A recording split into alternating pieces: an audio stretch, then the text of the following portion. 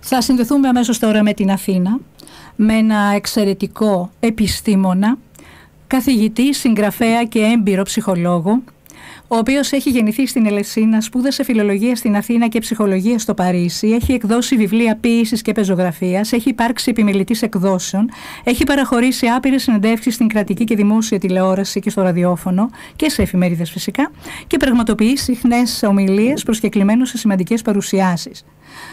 Πρόκειται για τον κύριο Μιχάλη Λεβέντη, τον οποίο έχω την χαρά και την τιμή να φιλοξενώ στην τηλεφωνική μου γραμμή και βεβαίως να με τιμά με τη φιλία του. Κύριε Λεβέντη, καλή σας ημέρα, τι κάνετε? Καλημέρα κύριε Τσακίρη. Είμαι καλά, δόξα τω Θεώ, σας ευχαριστώ. Και για τα καλά σας λόγια ευχαριστώ. Είναι πολύ φτωχά και λίγα για σας κύριε Λεβέντη. Εμείς σας ευχαριστούμε από καρδιάς για την χαρά και την τιμή που μας κάνετε σήμερα και την ευκαιρία που μας δίνετε. Ένας τόσο έμπειρος ψυχολόγος με βάθυνση και προσέγγιση στην ανθρώπινη ψυχή. Έχετε εκδώσει σημαντικά βιβλία ψυχολογίας και πόσο ευγνώμονες είμαστε κύριε Λεβέντη για τα βιβλία σας εκτός ψυχολογίας. Γιατί είστε ο συγγραφέας που συνέγραψε τα βιβλία για τον γέροντά μας, τον Άγιο Αμβρόσιο Λάζαρη. Που εσείς τόσο αγαπάτε. Μπορώ να μην.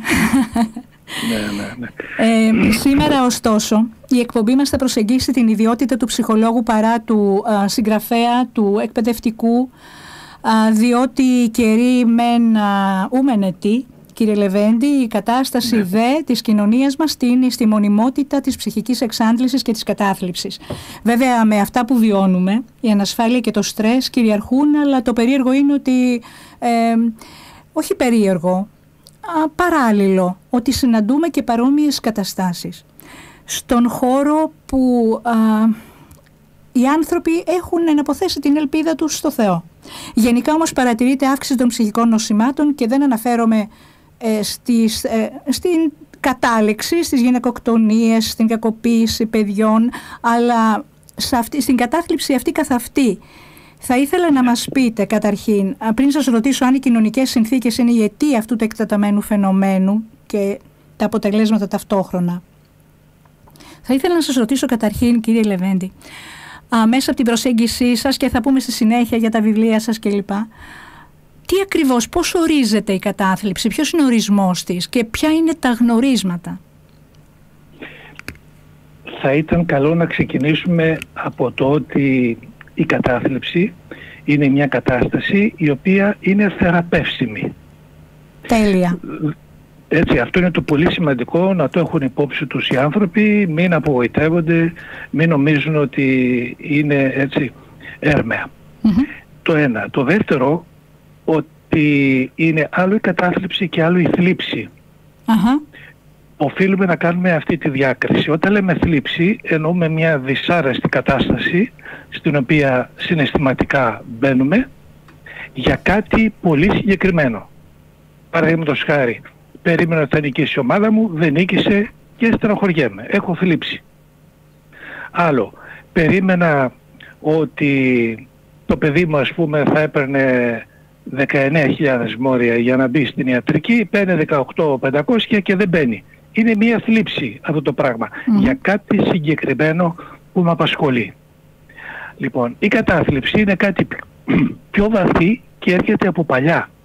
Έρχεται δηλαδή από κακή αγωγή την οποία έχει λάβει ο άνθρωπος σε μικρή ηλικία, με αποτέλεσμα αφού σωρεύεται αυτή η δύσκολη κατάσταση την οποία ζει στην οικογένεια, εδώ θα πρέπει να επιμείνουμε και να εστιάσουμε στα τεράστια προβλήματα, έτσι, στο ότι δεν μεγαλώνουμε καλά.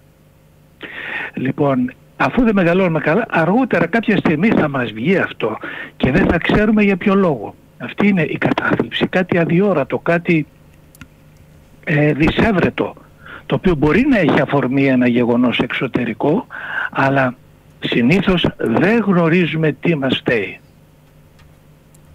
Ξεκινώντας λοιπόν με αυτά τα δύο, πρώτον ότι είναι θεραπεύσιμη η κατάθλιψη και δεύτερον κάνοντας τη διάκριση μεταξύ θλίψης και κατάθλιψης, νομίζω ότι μπορούμε να μπούμε στα υπόλοιπα. Με ρωτήσατε, τι με ρωτήσατε? Με αυτά που βιώνουμε, με η ανασφάλεια και το στρες, είναι τα κυρίαρχα συναισθήματα, έτσι δεν είναι σήμερα στην εποχή μας? στον σημερινό άνθρωπο.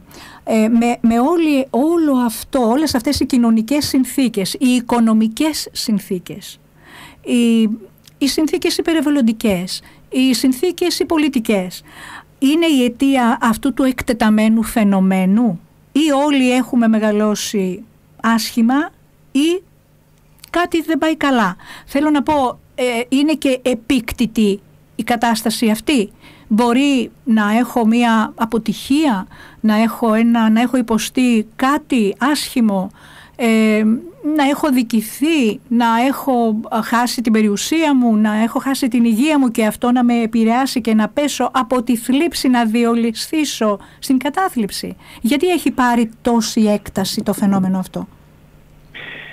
Νομίζω ότι το πρόβλημα, όπως είπα και πριν, οφείλεται στην κακή εκπαίδευση που έχουμε όταν είμαστε μικροί στην οικογένεια.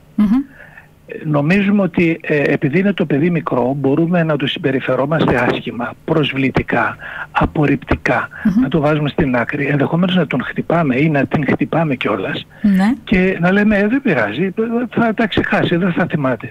Όχι, δεν έχει καμία σχέση αυτό με εκείνο που νομίζουμε. Η πραγματικότητα είναι ότι όλα εγγράφονται μέσα μας και αργότερα κάποια στιγμή θα δημιουργηθούν προβλήματα στον άνθρωπο. Νομίζω λοιπόν ότι το αίτιο βρίσκεται στην οικογένεια, κυρίως εκ δευτέρου στο σχολείο, που δεν είναι όπως θα έπρεπε να ήταν. Λοιπόν, και γι' αυτό έρχονται αργότερα τα διάφορα προβλήματα, όπως σωστά τα περιγράψατε, και επιτείνουν την κατάσταση. Νομίζω δηλαδή ότι δεν έχει αναπτύξει, με άλλα λόγια, το πρόσωπο την ικανότητα της διαχείρισης των προβλημάτων. Ακριβώς. Δεν έχει πάρει αυτές τις βάσεις. Διότι μπορεί ο άνθρωπος να μην έχει χρήματα, έτσι, να βγάζει ένα μισθό ίσα που να ζει, ωστόσο όμως να στέκεται καλά στα πόδια του και να πορεύεται στη ζωή. Δεν έχει πρόβλημα. Γιατί? Διότι έχει πάρει αγάπη από την οικογένεια. Έχει πάρει φροντίδα, προσοχή και σεβασμό. Αυτό την προσοχή και το σεβασμό, νομίζω ότι η θέση των δύο αυτών είναι η πλέον καθοριστική. Βεβαίως δεν μιλάμε για ακραίες περιπτώσεις, κακοποίησεις κλπ. Τώρα μιλάμε για τους ανθρώπους στην πλειονότητά τους. Γιατί και το φαινόμενο έχει πάρει επιδημιολογική εικόνα. Αν συμφωνείτε, δεν ξέρω. Θα ήθελα να ρωτήσω πώς μπορεί να την αποφύγει κανείς. Είπατε ότι είναι θεραπεύσιμη. Πώς μπορεί να την αποφύγει κανείς? Να πούμε ότι δεν υπάρχει, για την κατάθλιψη μιλάμε, έτσι. Ναι. Δεν υπάρχει ένας βαθμός κατάθλιψης. Αλλά είναι η πιο ήπια, η πιο σοβαρή ή ακόμη πιο σοβαρή και ούτω καθεξής. Επομένως, με διάφορους τρόπους μπορεί κάποιος να αντιμετωπίσει την κατάσταση. Με διάφορους τρόπους. Ο πιο απλός είναι να έχει, και ο πιο σημαντικός θα έλεγα, να έχει στη ζωή του στόχους ο άνθρωπος. Να βάζει στόχους. Υπάρχει ένας Αυστριακο-Εβραίος συγγραφέας, ο Βίκτορ Φράνκλ, ο οποίος έζησε στο Auschwitz για 3 χρόνια, κατάφερε και επιβίωσε, διότι κάθε μέρα έβαζε στόχο ζωής. Να τρώει και να πίνει τα ελάχιστα που του δίνανε οι Γερμανοί, να μην βγαίνει έξω μέσα στο κρύο, οπότε υπήρχε κίνδυνος να πέσει κάτω και να τον σκοτώσουν, να τον ρίξουν σε ένα χαντάκι ή να ζει, και τρίτον να ονειρεύεται. Κάθε βράδυ να ονειρεύεται πώς θα είναι με τη γυναίκα του που θα ξαναβρει, με τον αγαπημένο του αδελφό, τους πελάτες, ήταν ψυχίατρος αυτούς, τους πελάτες, τους φίλους κλπ. Όλα αυτά τον κάναν να έχει ένα στόχο στη ζωή, πολύ σημαντικό. Και ο στόχος είναι πολύ ιδιαίτερος για τον καθένα. Για κάποιον μπορεί να είναι το ποδόσφαιρο ή το μπάσκετ. Και κάποιον άλλο να μεγαλώσει τα παιδιά του. Και ούτω καθεξής. Κατάφερε λοιπόν και επιβίωσε μέσα σε αυτή τη φρίκη των 3 χρόνων και κατόπιν έφτιαξε μία σχολή, την 3η σχολή της Βιέννης, και ονομαζόταν, ψυχοθεραπευτική ήταν αυτή η σχολή, ονομαζόταν μία μέθοδος λογοθεραπεία, την οποία βρήκε ο άνθρωπος αυτός. Λογοθεραπείας? Δηλαδή, όχι η θεραπεία που κάνουν οι ειδικοί στα παιδάκια όταν έχουν πρόβλημα στο λόγο, όχι. Αλλά η θεραπεία που έρχεται στον άνθρωπο όταν βρίσκει ένα λόγο για να ζει. Λογοθεραπεία. Πόσο σημαντικό είναι αυτό. Ναι, φυσικά. Μα αν δεν υπάρχει αυτό, τότε δύσκολο να μπορεί να επιβιώσει κανείς. Άρα λοιπόν πρέπει ο άνθρωπος αυτό να βρίσκει ένα λόγο για να ζει. Γι' αυτό και όταν καμιά φορά βλέπω τους τρελαμένους ποδοσφαιρόφιλους να ουρλιάζουν, να φωνάζουν, να κάνουν και να δείχνουν, λέω οι καημένοι τι έχουν περάσει στη ζωή τους για να φτάσουν σε αυτό το σημείο της εξαχρίωσης, να γίνονται δηλαδή σαν τα ζώα και να συμπεριφέρονται με αυτόν τον τρόπο. Ναι, αλλά έχουν λόγο όμως. Έχουν λόγο. Έχουν ένα λόγο. Γι' αυτό και ένα ζουν, σκοπό. γι' αυτό και επιβιώνουν. Ναι, ναι. Περιμένουν πώς και πώς να έρθει η Κυριακή ή όποια άλλη μέρα τέλος πάντων για πάνε να ξεδώσουν. Καταλαβαίνετε. Άρα λοιπόν... Είναι πολύ σοβαρό αυτό που λέτε, γιατί άλλοι μπορούν να το περιγράψουν ως όνειρο, να έχει κάποιος ένα όνειρο. Ο στόχος που λέτε είναι, νομίζω, το πιο έτσι αληθινό πράγμα που μπορεί να κρατήσει τον άνθρωπο μέσα στη λογική, όπως και αν ορίζεται αυτή. Έχετε δίκιο. Να σας κάνω και εγώ μια ερώτηση. Παρακαλώ, κύριε Λεβέντη. Προσωπική. Ναι. Κατά τη γνώμη σας, ποιος είναι ο πιο σημαντικός στόχος που μπορεί να βάλει ο άνθρωπος? Κατά τη δική μου γνώμη, ναι. Η αγιότητα. Δηλαδή? Να είναι κοντά με τον Χριστό. Μπράβο. Λοιπόν, και εγώ αυτό θα έλεγα. Η ένωση με τον Χριστό. Να είναι κοντά με τον Χριστό. Αυτός είναι ο πιο σημαντικός στόχος. Όμως, κύριε Τζακίρη, αυτό θα το πούμε κάποιοι οι οποίοι πιστεύουν στον Χριστό, έτσι. Ναι, τώρα ήθελα πραγματικά να σας ρωτήσω. Ρωτήσω. Και πραγματικά είναι πολύ, είναι διαδικαστικό. Σαν ερώτηση ακούγεται διαδικαστική, αλλά είναι πολύ ουσιαστική. Ποια είναι η διαφορά μεταξύ ψυχολόγου, ψυχιάτρου και πνευματικού? Ποια είναι η σχέση τους? Ο ψυχολόγος δεν είναι γιατρός. Παρότι έχει σπουδάσει μαθήματα ιατρικής, δεν είναι γιατρός και δεν χορηγεί φάρμακα. Εσείς είστε ψυχολόγος και έχετε σπουδάσει στο Παρίσι και έχετε διακριθεί. Ναι. Ναι. Δεν είστε γιατρός? Πώς δεν είστε γιατρός? Είστε θεραπευτής? Άλλο αυτό. Αχα. Θεραπευτές μπορούν να υπάρξουν πολλοί. Ναι. Έτσι, σε διάφορες μορφές. Ναι. Ο ψυχολόγος λοιπόν έχει κάνει σπουδές. Τότε που είχα πάει εγώ το 80 με 85 δεν υπήρχαν εδώ στην Ελλάδα το πανεπιστήμιο. Αργότερα δημιουργήθηκαν σχολές ψυχολογίας. Δεν έχει κάνει ιατρική. Άρα δεν μπορεί να χορηγήσει και φάρμακα. Εντάξει. Ο ψυχίατρος είναι γιατρός που έχει την ειδικότητά του στην ψυχιατρική και μπορεί να χορηγεί φάρμακα. Δεν σημαίνει ότι ο όποιος ψυχίατρος μπορεί να κάνει και ψυχοθεραπεία, ναι, ή ο όποιος ψυχολόγος μπορεί να κάνει και ψυχοθεραπεία. Πρέπει να έχει ειδικευτεί σε αυτό. Να έχει κάνει τη δική του προσωπική ψυχοθεραπεία, είτε ο ψυχολόγος είτε ο ψυχίατρος, και κατόπιν να πάρει την άδεια για να μπορέσει να ασχοληθεί με έναν άλλον. Εντάξει.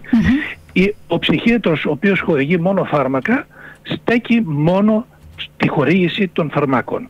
Τίποτα περισσότερο. Έτσι. Ο ψυχολόγος θα κάτσει 50 λεπτά, θα κουβεντιάσει με τον άλλον και ξανά θα τον δει και ξανά θα τον δει. Θα τον ξεκλειδώσει, λέτε. Θα τον ξεκλειδώσει. Ναι. Ναι.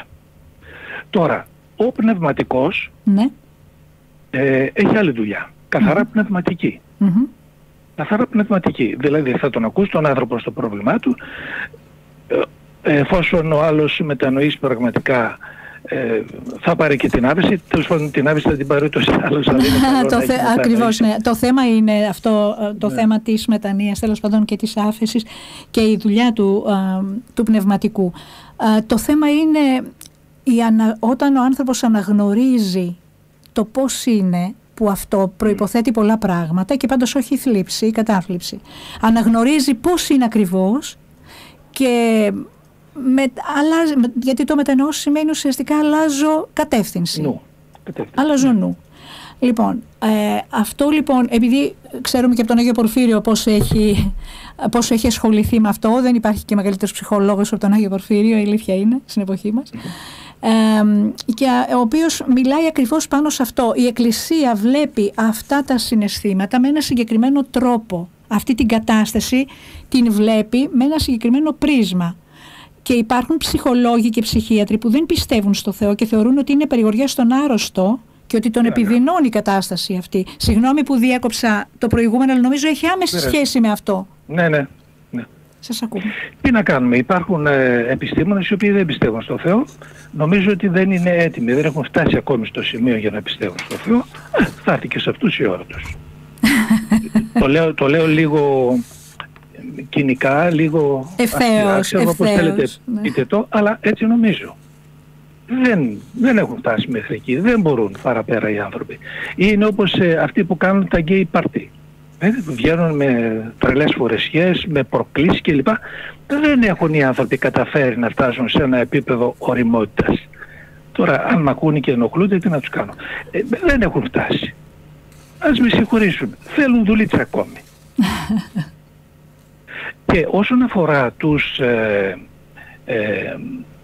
πνευματικούς οι οποίοι δεν δέχονται τον ψυχολόγο και τον ψυχίατρο, πάλι να πω τι να κάνουμε, πρέπει να το δουν λίγο διαφορετικά. Γνωρίζω όμως ότι υπάρχουν πολύ φωτισμένοι άνθρωποι στον χώρο της Εκκλησίας οι οποίοι προτείνουν και προτρέπουν στους ανθρώπους οι οποίοι έχουν ανάγκη ένα ψυχολόγο, έχουν ανάγκη ένα ψυχίατρο, να πάρουν βοήθεια. Ο Θεός έδωσε τη βοήθεια και με τους επιστήμονες. Ασφαλώς. Δηλαδή τα φάρμακα γιατί μας τα έδωσε. Για να τα παίρνουμε προφανώς. Ιατρικά φάρμακα. Όταν ο άλλος είναι έτοιμος να πάει να αυτοκτονήσει, ας πούμε, να μην πάρει ένα φάρμακο. Ναι, υπάρχουν πολλοί πνευματικοί πραγματικά που λένε ότι η συγκεκριμένη ψυχή χρειάζεται και πνευματικό και ψυχολόγο ή ψυχίατρο, ανάλογα με τη βαθμίδα, να υποθέσω. Βεβαίως.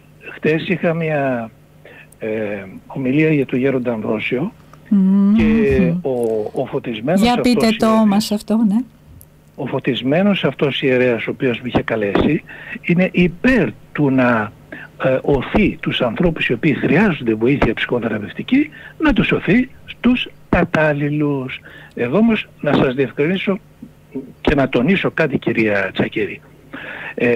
Τον ψυχολόγο μας ή τον ψυχίατρό μας ή τον πνευματικό μας πρέπει να τους διαλέγουμε προσεκτικά. Όχι επειδή έχει μια ταμπέλα ο άλλος απ' έξω από το γραφείο του είναι ψυχολόγος, είναι ψυχίατρος κλπ. Άιντε πάμε μέσα και ό,τι βγει. Θα πάμε εάν δεν ξέρουμε περί τίνος πρόκειται. Εάν όμως διαπιστώσουμε, θα βάλουμε το μυαλό μας να δουλέψει. Είναι σημαντικό αυτό. Βάζουμε το μυαλό μας να δουλέψει, είμαστε ελεύθεροι άνθρωποι. Ο Χριστός μας θέλει ελεύθερους. Και πώς το έλεγε ο μακαριστός πατήρ Γεώργιος Μεταλληνός, μας θέλει σαν τα τζίνια του Πειραιά. Κάπως έτσι το σκεφτεί. Τους χριστιανούς. Το βάζουμε και δουλεύει το μυαλό μας. Λοιπόν, δεν μας κάνει, φύγαμε. Ναι. Όχι, τώρα να το προχωρήσω λιγάκι. Φυσικά.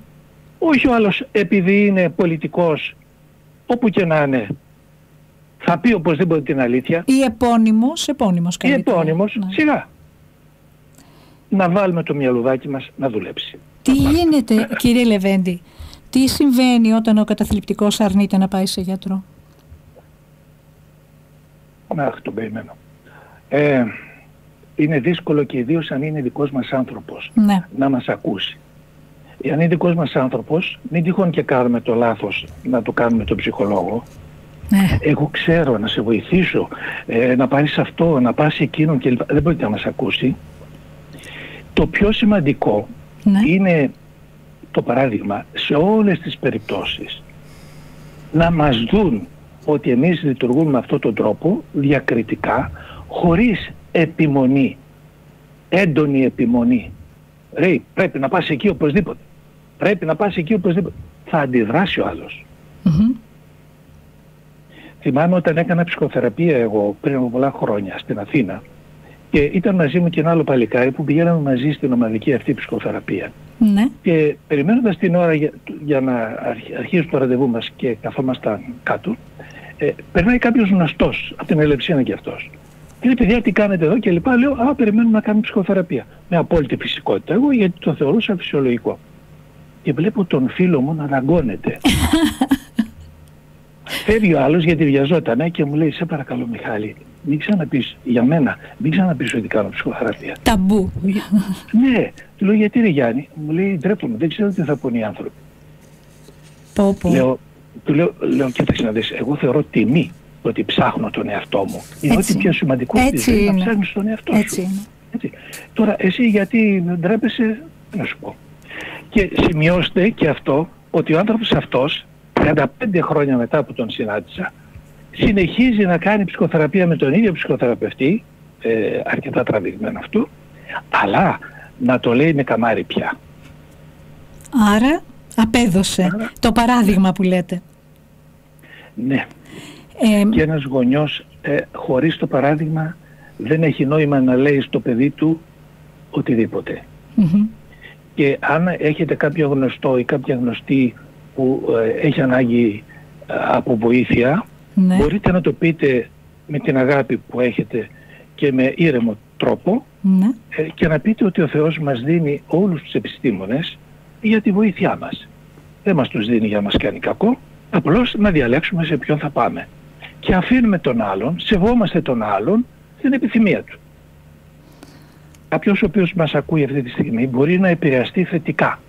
Και να πει, καλά τα λένε αυτοί οι άνθρωποι. Για να το ψάξω λίγα το πράγμα. Κάποιος άλλος μπορεί να πει, μωρέ τι είναι αυτά που μας λένε, δεν μας παρατάει. Μια χαρά είναι. Σεβαστό και αυτό. Όταν θα πει μια χαρά είμαι και αρνείται να το δει το πρόβλημα.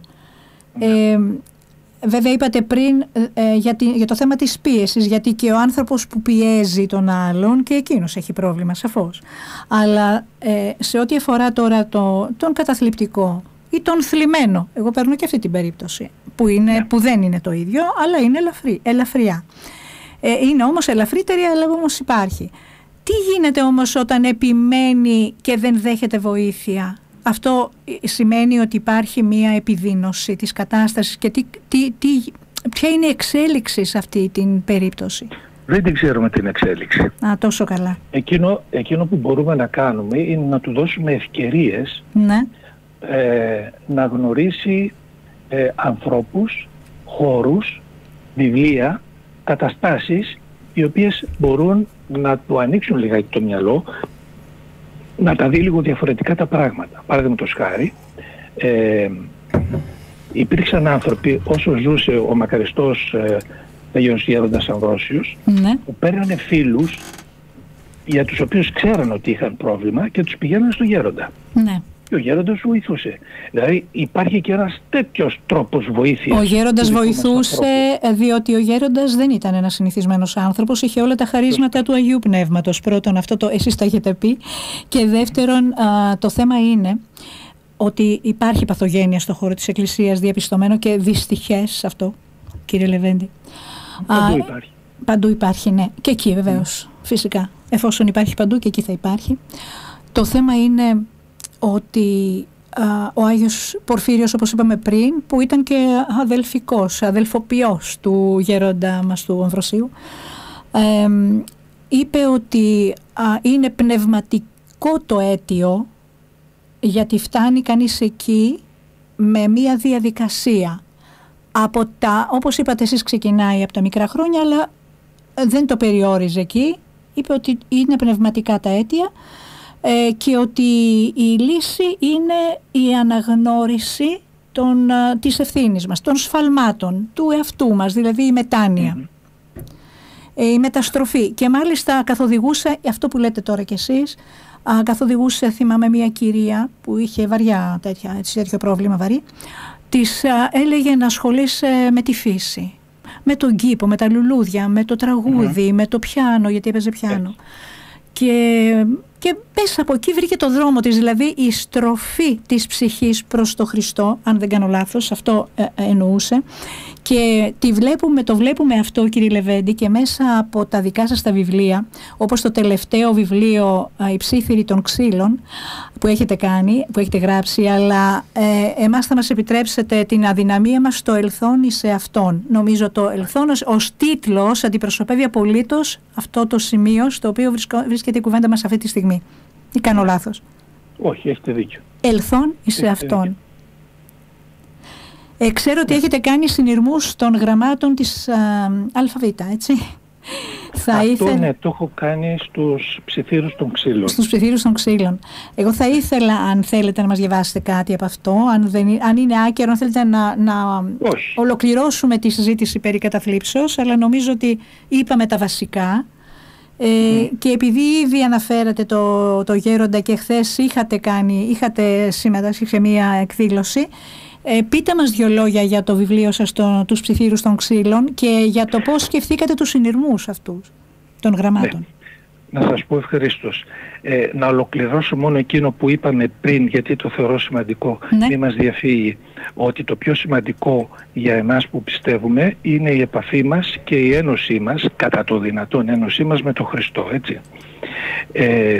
Ο λόγος που δυσκολευόμαστε να το κάνουμε και έχουμε χλιαρή πίστη, έτσι, είναι ότι δεν του δείχνουμε εμπιστοσύνη ο Χριστού μας. Δεν του δείχνουμε εμπιστοσύνη. Δυστυχώς, κρατήστε αυτή τη φράση, γιατί τη θεωρώ κομβική.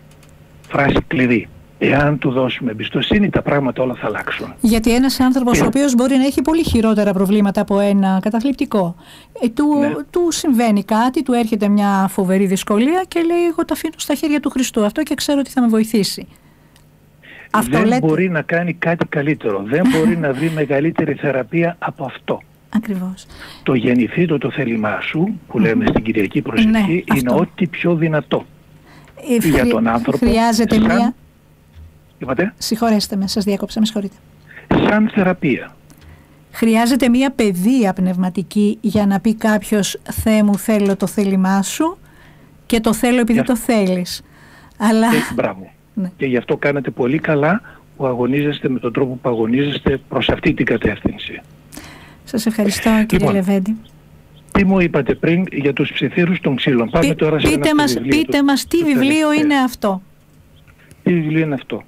Μαζί με την φίλη μου Δήμητρα Σταύρου εκδώσαμε μικρά κείμενα, των 10 γραμμών, των 2 σελίδων ας πούμε, που έχει τον τίτλο «Ψίθυροι των ξύλων» και είναι σαν να μιλάνε τα ξύλα στον άνθρωπο. Λοιπόν, και έχει κάνει τον πρόλογο η Μάρο Βαβουνάκη, οι φίλοι κλπ. Με ρωτήσατε πριν για τους συνειρμούς που έχω κάνει. Των γραμμάτων της αλφαβήτας, ναι. Να σας διαβάσω ένα συνειρμό για να σας δείξω πώς είναι αυτή η συνειρμή. Το όνομά είναι Παναγιώτα. Ναι, να σας διαβάσω το πι. Το πι, βέβαια. Ναι, να πάρουμε μια γεύση. Για το πι λοιπόν συνειρμός. Πάνω σε καρέκλες, σε φρανία, σε τραπέζια, πάνω σε βάρκες, σε στέγες, σε ναούς, οι λέξεις οι ελληνικές πανηγυρίζουν. Κάθε ιδέα φθαρτή ή λειψή την τίνουν με ψηφίδες πολύχρωμες, την κάνουν άφθαρτη και ολοκληρωμένη. Πολύ όμορφο, κύριε Λεβέντη, και ταξιδεύει. Αυτό για σας. Ευχαριστώ τόσο πολύ. Ταξιδεύει αυτό, ταξιδεύει. Ταξιδεύει και καλοκαιριάτικα ταξιδεύει. Ναι. Πολύ έχετε όμορφο. Κάποιον πολύ αγαπημένο έχετε? Έχω, κοιτάξτε, έχω από Ιώτα. Από Ιώτα. Ιωάννα. Να διαβάσουμε λοιπόν το Ιώτα που είναι 5 στίχοι. Ναι. Ιόνια στηρίγματα ρυθμών και αριθμών, αιώνια ό,τι κι αν πεις, ό,τι κι αν κάνεις. Ραβδιά μαγικά να υγραίνουν οι λέξεις. Στα ιστία τους κουρνιάζουν δυσδιάκριτα πολλά μικρά πουλιά σαν πλουμισμένα Υπέροχο, αλήθεια. Πάρα πολύ σημαντική δουλειά. Πολύ όμορφη δουλειά η ψήφιση. Θα σας διαβάσω. Πείτε μου έναν αριθμό από το 1 μέχρι το 17, κύριε Τσακίρη. Πολύ εύκολα θα σας πω το 15. Το 15. Στην αρχή έχω γράψει μικρά κείμενα, ναι. Που τα έχω ως άτιτλα. Και είναι 17 όλα και όλα. Το 15 είναι το εξής. Η μαργαρίτα που μου προσφέρεις με χαμόγελο είναι ξύλινη και έχει τα φύλλα της μεγάλα πράσινα. Δεν ξέρω τι θα την κάνω. Στο λαιμό της ένας φιόγκος πορφυρός δίνει μαρτυρία με επισημότητα πως έρχεται από παιδικά βαφτίσια. Για πλάτη έχει λίγα κουφέτα μέσα σε ένα τούλι που πετά σαν ατμός. Ίσως τη δείξω στα αγγελάκια της βιβλιοθήκης μου, ξύλινα κι αυτά, να δούμε ποιος θα ζηλέψει. Πόσο όμορφο, αληθινά όμορφο. Μα πώς να μην αισθάνεται κανείς χαρά και άνεση και ηρεμία με όλα αυτά? Πώς να μην προδιατίθεται να αισθανθεί χαρά, ομορφιά? Είναι τόσο προσεγμένο, είναι τόσο... φαίνεται πολύπλοκο και ταυτόχρονα όμως διεισδύει πολύ εύκολα στη ψυχή του ανθρώπου. Κύριε Λεβέντη, ειλικρινά συγχαρητήρια. Είναι πολύ όμορφο έτσι όπως ψηλαφίζει τις χαραμάδες της ψυχής και της καρδιάς. Είναι τόσο όμορφο και ο τίτλος είναι εξαιρετικός, «Ψήθυροι των ξύλων», και πολύ συμβολικό άλλωστε. Θα ήθελα να μου πείτε όμως και κάτι από το «Ελθόνη σε αυτόν», διότι αυτό ψηλαφίζουμε εμείς σήμερα. Λοιπόν, από το «Ελθόνη σε αυτόν». Ναι. Και το «Ελθόνη σε αυτόν», από το οποίο θα σας διαβάσω κάτι, και το «Ψήθυροι των ξύλων» και τα άλλα βιβλία, ναι, οφείλονται στην προσπάθειά μου να ξεφύγω από τότε που ήμουν μικρός και κατόπιν νέος και λοιπά, από την κατάθλιψη. Από την κατάθλιψη. Στράφηκα στο να σπουδάσω ψυχολογία και ψυχοθεραπεία. Ναι. Και στράφηκα στη γραφή, διότι ήμουν ένα άτομο καταθλιπτικό, κυρία Τσακύρη. Έχει λόγο λοιπόν που σας συγχαίρω για το θάρρος σας. Είναι μια πραγματικότητα. Είναι μια πραγματικότητα. Η αυτογνωσία είναι η ιδιότητα των πολύ δυνατών ανθρώπων, κύριε Λεβέντη. Ξέρετε την ευγνωμοσύνη μου για σας και μας, όλων μας, για αυτό που έχετε κάνει. Είστε ο μόνος που έχετε συγγράψει, ο συγγραφέας του Γέροντα Αμβροσίου Λάζαρη, ο βιογράφος, και συγκεντρώνετε πάρα πολλά στοιχεία. Θα σας ρωτήσω στη συνέχεια γι' αυτό, για τα νεότερα επ' αυτού, αλλά με χαρά περιμένουμε να ακούσουμε έτσι ένα απόσπασμα από το «Ελθόνη σε αυτόν». Ξέρετε πόσο πολύ αγαπώ αυτό το βιβλίο. Ναι, κυρία Τσακύρη. Κοιτάξτε, κάνω ένα διάλογο με το μέσα μου. Ναι. Και το εξέδωσα σε βιβλίο όλο αυτό που έκανα, γιατί νομίζω πως κάθε άνθρωπος μπορεί να ασχοληθεί με την έρευνα του εαυτού, κάνοντας ο ίδιος ένα διάλογο με το μέσα του. Να μην τα περνάει δηλαδή όλα αυτά που του συμβαίνουν στον ντούκου, αλλά να το ψάχνει λιγάκι κατά το κοινώς λεγόμενο. Έκανα λοιπόν ένα διάλογο μεταξύ του εαυτού και του αληθινού εαυτού, όπως το ονομάζω. Όταν λέω εαυτός, εννοώ εμένα που με ακούτε αυτή τη στιγμή, είμαι ο εαυτός μου. Το πρόσωπο και η ψυχή του, αυτό προφανώς. Μπράβο, η ψυχή, η συνείδηση, ό,τι θέλετε πείτε. Ναι. Κάνω λοιπόν ένα διάλογο σε όλο αυτό το βιβλίο των 200 περίπου σελίδων, που είναι εαυτός, αληθινός εαυτός, εαυτός, αληθινός εαυτός. Και επιτρέψτε μου να σας διαβάσω ένα μικρό κομμάτι. Έτσι. Παρακαλώ.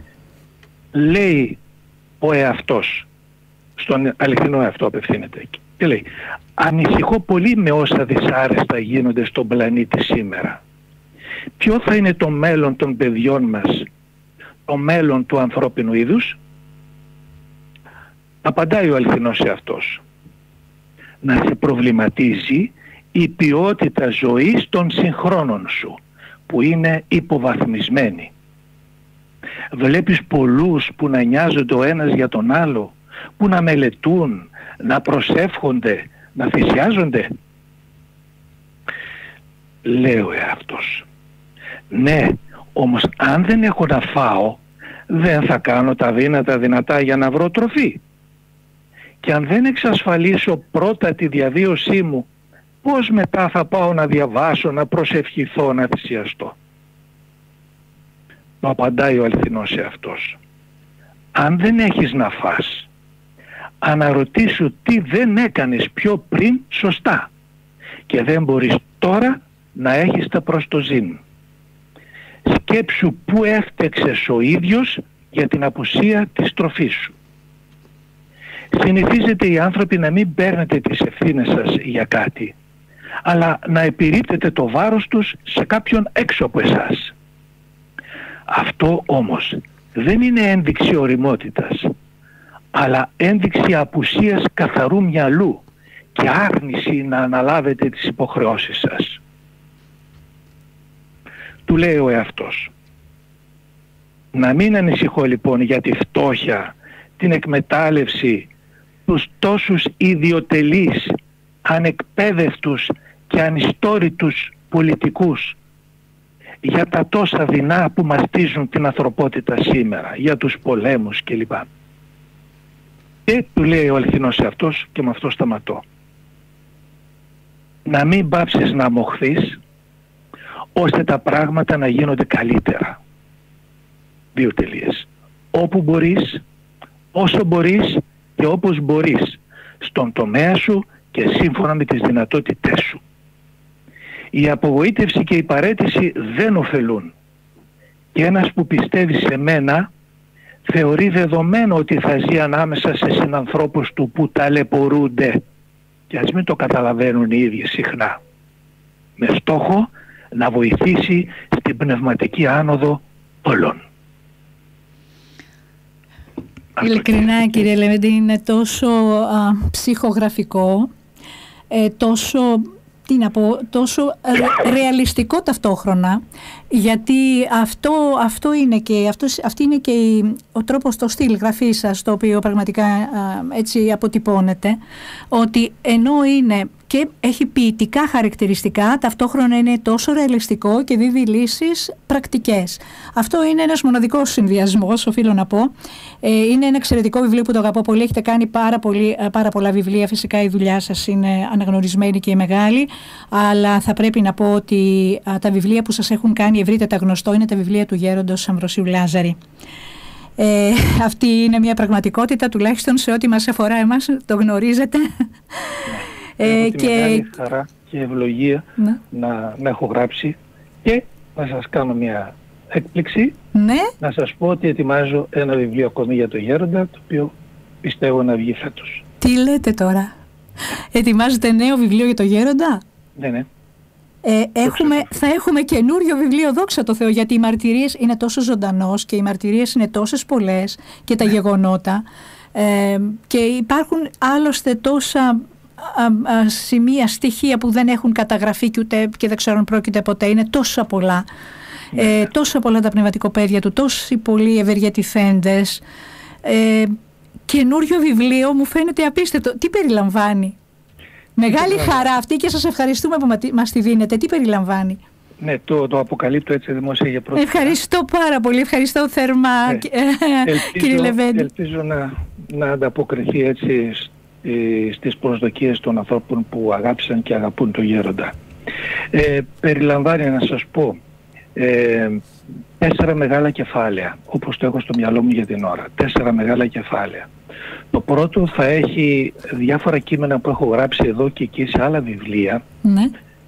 Το δεύτερο κεφάλαιο θα έχει κάποιες επιστολές που είναι ιδιαίτερες, αλλά σκαναρισμένες, όπως ακριβώς τις έχω λάβει από τους ανθρώπους. Δηλαδή η επιστολή με τα γράμματα του επιστολογράφου, έτσι. Ναι. Το δεύτερο κεφάλαιο που είναι πολύ συγκινητικό. Μάλιστα μία επιστολή είναι από κάποια κυρία, η οποία επιστολή έρχεται από το εξωτερικό και είναι εντελώς ανορθόγραφη. Μα εντελώς ανορθόγραφη, εμένα με έχει συγκλονίσει. Το δεύτερο κεφάλαιο είναι αυτό. Το τρίτο κεφάλαιο θα έχει άλλες μαρτυρίες ανθρώπων, ναι, τις οποίες δεν έχουμε. Όλα αυτά βέβαια δεν τα έχουμε εμφανίσει στα προηγούμενα βιβλία για τον Γέροντα. Άλλες μαρτυρίες για μεταθάνατον εμφανίσεις. Και για μεταθάνατον. Και για μεταθάνατον, γιατί έχουμε τη γνωστή υπόθεση, τουλάχιστον από ό,τι ξέρουμε εμείς, στο Θεολόγο, έτσι, που παρουσιάστηκε σωματικός. Τέλος πάντων, αυτά βέβαια δεν θα τα προείπουμε τώρα. Κύριε Λεβέντη, είναι τόσο πολύ συγκινητικό, και να σας πω, έχουμε από ακροατές μηνύματα και τους ευχαριστούμε πάρα πολύ. Λέει, ποτέ να μην τελειώσει η εκπομπή σας, συγχαρητήρια. Ναι. Και μάλιστα είναι και φορείς οι άνθρωποι που επικοινωνούν.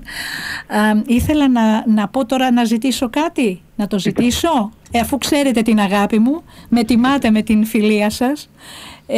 Μπορείτε να μας πείτε κάτι από αυτό το καινούριο βιβλίο που σήμερα μας κάνατε την τιμή να μας αποκαλύψετε ότι ετοιμάζετε? Λοιπόν, ευχαρίστως να το κάνουμε. Θα ήθελα να σας διαβάσω ένα μικρό κειμενάκι, δεν είναι ολόκληρο το κείμενο, αλλά ένα μικρό... Ό,τι να είναι, όσο μικρό και αν είναι. Κάτι άλλο. Ναι. Αυτό το μικρό κείμενο έχει να κάνει με την αντίσταση στην οποία καλούμε τους ανθρώπους σήμερα,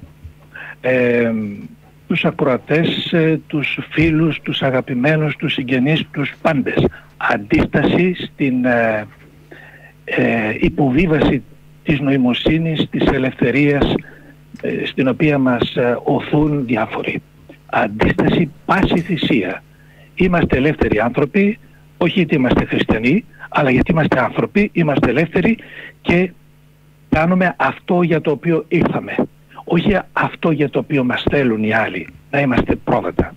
Είμαστε ελεύθεροι άνθρωποι, κοιτάζουμε προς τα πάνω. Διαβάζω λοιπόν ένα μικρό κείμενο για το Γέροντα. Την πρώτη φορά που σε συνάντησα ήταν στην αυλή της Μονής Δαδίου, λίγο πάνω από την Αμφίκλεια. Καθόσουν σε μια καρέκλα μπροστά στο ναό, μπροστά στο φως της πιο χαρούμενης μέρας. Γύρω σου πνευματικά παιδιά και προσκυνητές. Κρατούσες σφιχτά μια μαγκούρα στο δεξί σου χέρι που την είχες φτιάξει από κάποιο δέντρο του μεγάλου βουνού. Μου θύμιζες το Μωυσή όταν κρατούσε τη ράβδο του και έκανε το θαύμα. Γέρον Αμβρόσιος Λάζαρης, εκ Λευκάδος, εξ Αγίου Όρους, εξ Ελλάδος, εξ ουρανού. Μιλούσες και κάθε τόσο βρόταγες το κλαδί στο έδαφος. Ήταν σαν να φώναζες ξανά και ξανά και να αντιδονούσε η φωνή σου στο θόλο του χρόνου. Αντίσταση. Χωμά, χωμά, δεν σε φοβάμαι. Σε σέβομαι, σε τιμώ, σε ευχαριστώ, μα σου αντιστέκομαι. Και έχω μαζί μου πλήθος ψυχές που δεν θα πεθάνουν. Ποτέ. Με αυτό το ξύλο θα τις προστατεύω και με αυτό το χέρι θα τους βάζω στους ώμους φτερά σαν προσευχές για να πετούν. Ακούς?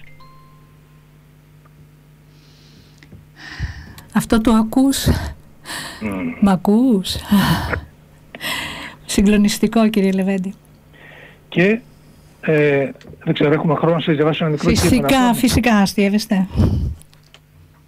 Θέλω να σας διαβάσω ένα μικρό κείμενο που αφορά την Τατιάνα Βόινο Γιασενέτσκι, ναι, τη δυσεγγονή του Αρχιεπισκόπου Σιδεροπόλεως και Κριμαίας του Αγίου Λουκά. Ναι.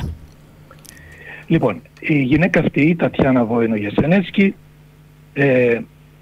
είναι και εργάζεται ως καθηγήτρια αναισθησιολογίας στο Πανεπιστήμιο της Οδυσσού. Εγγονή του Αγίου Λουκά Κριμαίας, έτσι. Δυσεγγονή. Στην Ουκρανία. Ναι. Κάποια νύχτα ονειρεύτηκε να την επισκέπτεται ένας μοναχός, τον οποίο δεν γνώριζε και δεν είχε δει πρωτήτερα. Της μίλησε στα ρωσικά και της είπε: «Είμαι ο πατήρ Αμβρόσιος από το μοναστήρι του Δαδιού. Έλα να με δεις εκεί που με βάλανε και κοιμάμαι. Πρέπει να μιλήσουμε, έχουμε πολλά να πούμε, γιατί μετά θα φύγω για τον παππού σου». Η γυναίκα ξαφνιάστηκε και τηλεφώνησε στην Ελλάδα σε κάποιο γνωστό της να μάθει. Μία φίλη της Ελληνίδα γιατρός, η οποία γνώριζε τον Γέροντα και τον Ευλαβήτο, της υποσχέθηκε ότι θα την πάει στο μοναστήρι, κάτι που έγινε λίγο μετά, με μεγάλες δυσκολίες και πολλά εμπόδια, στις 24 Οκτωβρίου του 2007, όταν η Τατιάνα ήρθε στην Ελλάδα. Να θυμίσουμε ότι ο Γέροντας κοιμήθηκε στις 2 Δεκεμβρίου 2006. Ακριβώς. Έτσι. Στο μοναστήρι συνάντησαν την ουκρανικής καταγωγής δόκιμη του μοναστηριού. Τώρα είναι η μοναχή Ανθούσα, τη γνωρίζετε. Με την οποία η Τατιάνα είχε γνωριστεί το 2002, αλλά έκτοτε είχαν χαθεί. Η χαρά των δύο γυναικών από τη συνάντηση ήταν μεγάλη. Με τη μοναχή αυτή μίλησε η Τατιάνα στα ρωσικά και μεταξύ των άλλων της αφηγήθηκε τα σχετικά με το όνειρό της. Έπειτα προσκύνησε πρώτα στο μνήμα πολύ συγκινημένη, όπως και ο άντρας της, επίσης γιατρός παθολόγο ανατόμος στο Πανεπιστήμιο της Οδυσσού, και στη συνέχεια ζήτησε να μείνει για λίγο μόνη με το Γέροντα να του μιλήσει. Κατόπιν παρακάλεσε τη γερόντισσα να πάει στο κελί του και να προσκυνήσει. Πράγματι πήγαν, αλλά με το που μπήκαν είδε μια φωτογραφία του πατέρα Αμβρόσιου, η οποία βρίσκεται αριστερά μπαίνοντας, ναι, κάτω από μια εικόνα του Κυρίου εσταυρωμένου. «Έτσι τον είδα», αναφώνησε και γονάτισε κλαίγοντας μπροστά στο κρεβάτι για να του πει ξανά στη γλώσσα της και, και με την καρδιά της εκείνα τα ιδιαίτερα που ήθελε. Αυτό είναι άλλο ένα κείμενο που πρόκειται να μπει στο καινούριο βιβλίο. Κύριε Λεβέντη, δεν υπάρχουν λόγια. Δεν υπάρχουν λόγια όντως. Να κάνω μια μικρή διόρθωση, η αδερφή Ανθούσα έχει ποντιακή καταγωγή, άσχετο αυτό. Ποντιακή. Ναι, άσχετο αυτό, θέλω να πω ότι έτσι είναι δύσκολο, είναι σπάνιο να γνωρίζει κανείς τέτοιους ανθρώπους του Θεού, για τους οποίους ο ίδιος είχε αποκαλύψει σε κάποιο πνευματικό του παιδί επώνυμο, πολύ επώνυμο, τον είχε πιέσει και του λέει ναι, είμαστε 50 τον αριθμό και μας έχει στείλει ο Θεός στη γη για να βοηθάμε τους ανθρώπους. Τι να δει κανείς, το προφητικό του χάρισμα. Μας έχει περιγράψει με κάθε λεπτομέρεια αυτά που ζούμε τώρα. Το διορατικό του, το ιαματικό του.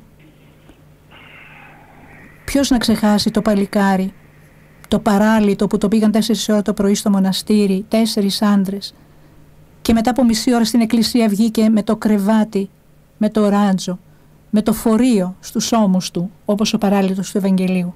Και αυτό ήταν ένα πυροελάχιστο, απειροελάχιστο. Η νέα πτέρυγα του μοναστηριού, αυτού που εσείς το έχετε αποκαλέσει φωλεά Αγίων, από ποιον χτίστηκε, να μην το πούμε τώρα? Ναι. Από εφοπλιστή για κάποιο λόγο. Ναι. Για τη σωτηρία 160 ψυχών. Τι να πει κανείς για αυτόν τον άνθρωπο? Δόξα τω Θεώ, την ευχή του να έχουμε. Ναι, την ευχή του να έχουμε.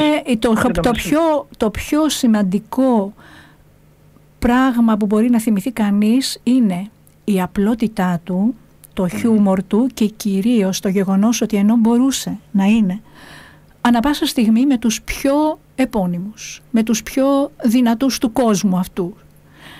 Είναι ο άνθρωπος ο οποίος έκανε τα μετέωρα μνημείο. Και τι άλλο να πούμε, στο Κουτλομούσι πόσες φορές τον είχαν παρακαλέσει να γίνει ηγούμενος, που κατέβαινε όλο το Άγιο Όρος κάτω στο Δαβί. Η σχέση του με τον Δεσπότη,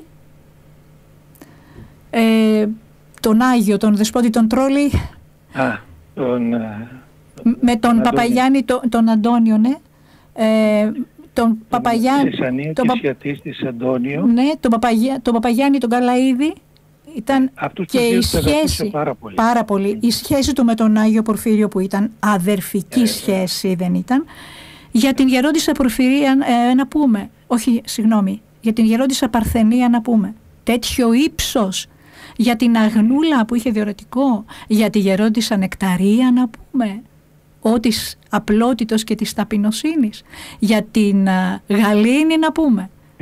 Για τη Μαγδαληνή να πούμε. Για ποιον? Που είπε ότι όταν γίνει ανακομιδή των λειψάνων της Μαγδαληνής θα ευωδιάσει όλος ο Παρνασσός.